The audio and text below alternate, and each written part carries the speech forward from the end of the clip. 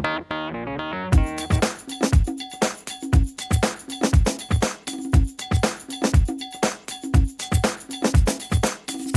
To Jaz food book. നമുക്ക് നേന്ത്രപ്പഴം ഉപയോഗിച്ചിട്ടൊരു 4 മണി പലഹാരം എങ്ങനെയാണ് ഉണ്ടാക്കുന്നത് നോക്കാം. അതിന് വേണ്ടിയിട്ട് ഞാനിവിടെ 2 നേന്ത്രപ്പഴം എടുത്തിട്ടുണ്ട്. അത്യാവശ്യം നല്ല പഴുത്ത നേന്ത്രപ്പഴം ഉണ്ട്. ഒരു നേന്ത്രപ്പഴം ചെറുതും ഒരു നേന്ത്രപ്പഴം വലുതുമാണ് എടുത്തേക്കുന്നത്. എൻ്റെ കയ്യിൽ ഇപ്പം ഇതാ ഉള്ളൂ. അപ്പോൾ നിങ്ങളുടെ കയ്യിൽ ഇത്രയും വലുതൊന്നും വേണമെന്നില്ല, 2 ചെറിയ നേന്ത്രപ്പഴം കൊണ്ടും ചെയ്യാവുന്നതാണ്. പിന്നെ ഇതിലേക്ക് എടുത്തേക്കുന്നത് ഒരു 5 പീസ് ബ്രെഡ്. ഇത് നമുക്ക് എങ്ങനെയാണ് ഉണ്ടാക്കുന്നത് നോക്കാം. ഇനി നമുക്കൊരു പാൻ വെച്ച് കൊടുക്കാം. അതിലേക്ക് 1 ടേബിൾ സ്പൂൺ നെയ്യ് ഒഴിച്ചു കൊടുക്കാം.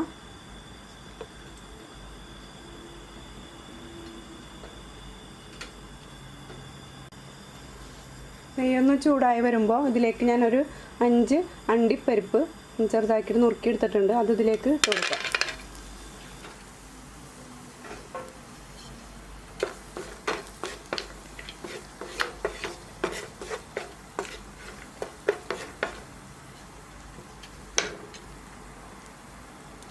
ഇനി നേന്ത്രപ്പഴം ഞാൻ ഇതേപോലെ ചെറുതാക്കിയിട്ട് നുറുക്കി വെച്ചിട്ടുണ്ട്. ആ നേന്ത്രപ്പഴം ഈ നെയ്യിലേക്ക് ഇട്ട് കൊടുക്കാം. പഴം നിറം മാറുന്നവരൊന്ന് നന്നായിട്ടൊന്ന് വഴറ്റിയെടുക്കാം. ഇത് വേണമെന്നുണ്ടെങ്കിൽ എനിക്ക് ഉണക്കമുന്തിരി ചേർത്ത് കൊടുക്കാം കേട്ടോ.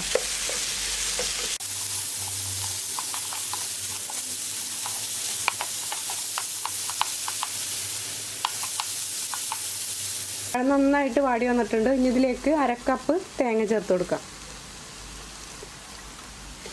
ഇത് നന്നായിട്ടൊന്ന് വഴറ്റി കൊടുക്കാം.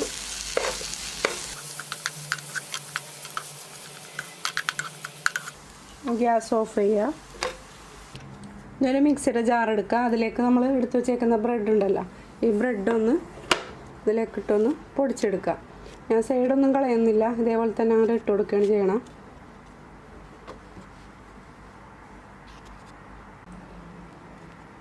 ബ്രെഡ് ഇതേപോലെ പൊടിച്ചെടുത്തിട്ടുണ്ട്.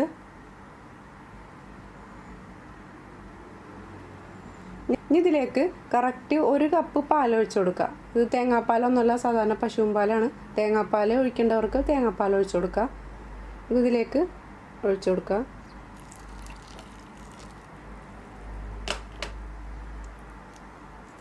ഒരു 2 ഏലക്ക ഒന്ന് കുത്തിയതിന് ശേഷം ഇട്ട് കൊടുക്കുക.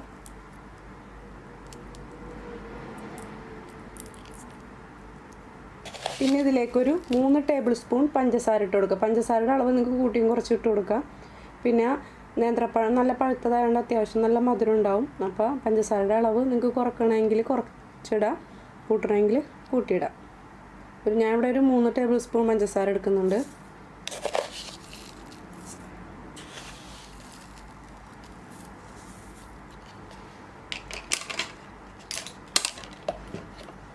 പിന്നെ ഇതിലേക്കൊരു മുട്ട പൊട്ടിച്ചൊഴിക്കാം.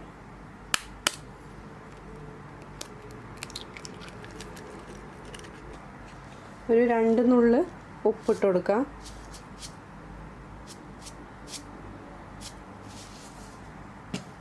ഇതൊന്ന് നമുക്കൊന്ന് അടിച്ചെടുക്കാം. ഒരുപാട് നേരം ഒന്നും അടിക്കേണ്ട ആവശ്യമില്ല. ഒന്ന് ജസ്റ്റ് ഒന്ന് ഒരു 1-2 സെക്കൻഡ് ഒന്ന് അടിച്ചെടുത്താൽ മതി.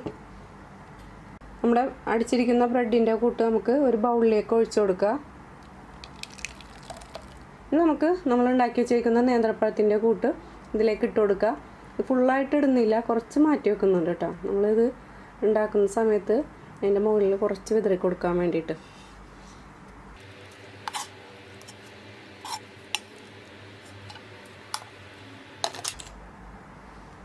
ഇതൊരു ഫോർക്ക് കൊണ്ട് നന്നായിട്ട് മിക്സ് ചെയ്ത് കൊടുക്കാം.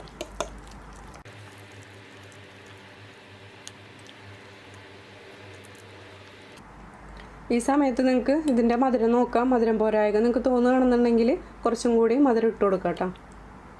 ഞാൻ ഇവിടെ ഒരു ഇഡ്ലിച്ചെമ്പ് എടുത്തിട്ടുണ്ട്. അതിൽ അത്യാവശ്യത്തിന് വെള്ളം ഒഴിച്ച് ഒന്ന് തിളക്കുമ്പോൾ നമുക്ക് ഇഡ്ലിത്തട്ട് എടുക്കുക. അതിലേക്ക് കുറച്ച് ഓയിലോ വെളിച്ചെണ്ണ എന്തെങ്കിലും തടവി കൊടുക്കാം.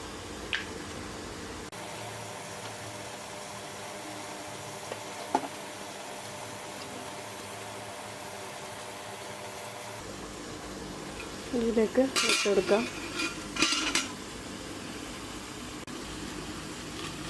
ഇനി നമ്മുടെ ബ്രെഡിൻ്റെ കൂട്ട് ഇതിലേക്ക് ഒഴിച്ചു കൊടുക്കാം. ഓരോ കയ്യിൽ വീതെടുത്തിട്ട് ഇതിലേക്ക് ഒഴിച്ചു കൊടുക്കാം.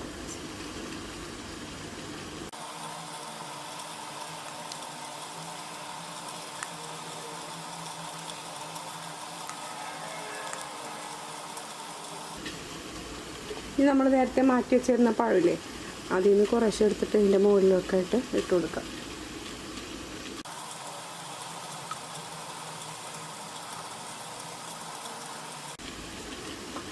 ഇതിൻ്റെ മൂടി വെച്ചിട്ട് ഒരു 5 മിനിറ്റ് ഒന്ന് ഇത് നന്നായിട്ട് വേവിച്ചെടുക്കുക. ഹൈ ഫ്ലെയിമിലിട്ടിട്ട് തന്നെ നന്നായിട്ട് ഒരു 5 മിനിറ്റ് ഒന്ന് വേവിച്ചെടുക്കുക. അപ്പോൾ നമ്മുടെ പഴവും ബ്രെഡും കൊണ്ടുള്ള സ്നാക്ക് റെഡി ആയിട്ടുണ്ട്. നന്നായിട്ട് ചൂടാറിയതിന് ശേഷം മാത്രം ഈ തട്ടിൽ നിന്ന് വിടിയിച്ചെടുത്താൽ മതി കേട്ടോ, അല്ലാന്നുണ്ടെങ്കിൽ ചെറിയൊരു ഒട്ടൽ പോലെ ഉണ്ടാവും. അപ്പോൾ നമ്മുടെ പഴവും ബ്രെഡും കൊണ്ടുള്ള പലഹാരം റെഡി ആയിട്ടുണ്ട്. അപ്പോൾ നമുക്കിതൊന്ന് ഇതിൽ നിന്ന് മാറ്റാം.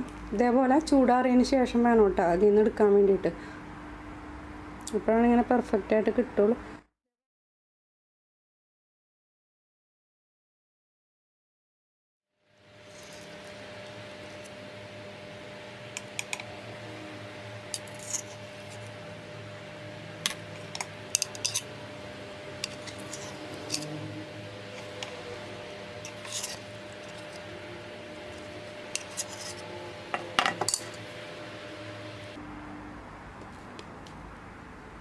അപ്പോൾ ഇതെല്ലാവരും ട്രൈ ചെയ്ത് നോക്കുക, അഭിപ്രായങ്ങൾ അറിയിക്കുക. ഇത് ചൂടാറിയതിന് ശേഷം കഴിക്കുന്നതാണ് കേട്ടോ ടേസ്റ്റ്. അപ്പോൾ എല്ലാവരും ട്രൈ ചെയ്ത് നോക്കിയിട്ട് അഭിപ്രായങ്ങൾ അറിയിക്കുക. അപ്പോൾ അടുത്ത വീഡിയോ ആയിട്ട് വരുന്നവരെ ഓക്കെ, ബൈ, സീ യു.